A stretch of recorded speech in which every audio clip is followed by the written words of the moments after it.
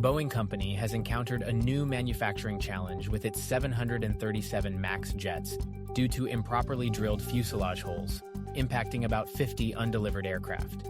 This issue, originating from a supplier, necessitates significant repair work, potentially delaying near-term deliveries of the critical jetliner.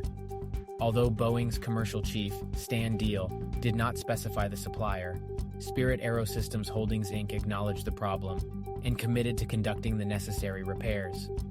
This setback adds to a series of manufacturing concerns for Boeing, which has faced increased scrutiny from the Federal Aviation Administration, FAA, and a production cap on the 737 MAX due to quality control issues.